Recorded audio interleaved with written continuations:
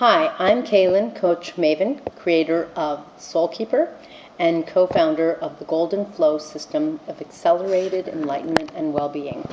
Today I have wet hair because I was just down at the pool. We're on vacation right now in Cabo with my daughter. So I am a parent and I really enjoy it.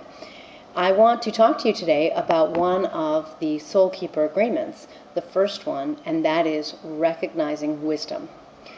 I want to tell you that as a school teacher, an ex-school teacher, and I worked with elementary school children, and after having worked with adults for over 10 years and their inner children, I can tell you that youth, even infants, have wisdom. And it is up to us as soul keepers to recognize that wisdom.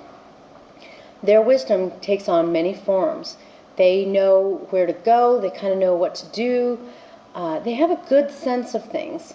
My daughter, for example, people used to think that she was kind of shy when she was 2, 3 years old, because when she was in a new situation, she used to sort of stand back and look at the scene and sort of assess it before she went and did something.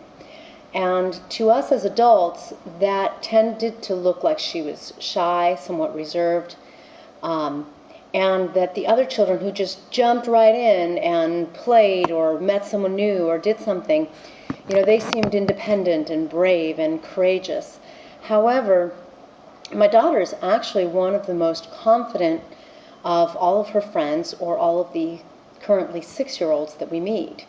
And the thing is, she was very wise. She had the wisdom to assess the scene, to understand what was going on, sort of what the rules, so to speak, of this setup were, and therefore how to work with it. So that's just one example. Children also can do things like really learn how to work very well with their bodies.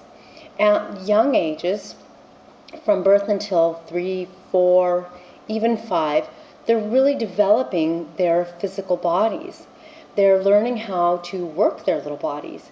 And so one of the things that I did with her is I let her learn her own balance.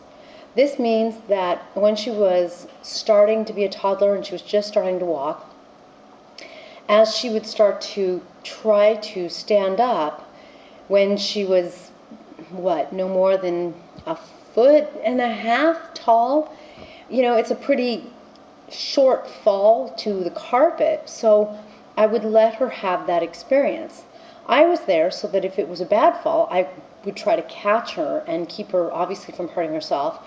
And I certainly stood by any coffee tables with corners or had things baby-proofed, but I let her find her own natural consequences. This meant that she only fell a few times, bumped into a few things, pulled 1 or 2 cat and dog tails before she realized the consequences, how things worked, before she realized how to change her muscles and catch herself, what pulling a dog's tail means on her stuffed animal versus the one that moves around and barks and can growl at her. So their wisdom, it's not perhaps the way you would think of an elder and their wisdom. It's an innate wisdom. It is definitely a child's wisdom that is right there to prepare them to start to take on the world, to start to walk, to start to talk. And the more that we as their soul keeper can encourage and allow that innate wisdom, the more they're going to grow up with so much confidence, feeling like from the beginning they were able to do things. They were able to figure things out. They really, at that point, are able to recognize that from themselves, an ability to handle life comes forward. That's a gift that few adults truly have. Some of us may have a little of it, but few adults truly have it. And so it is one of the very many wonderful gifts that we can give our children when we become a soul keeper. Please join me for future videos and visit me at coachmaven.com for other helpful videos and resources and the Soul Keeper webinars. Thanks so much.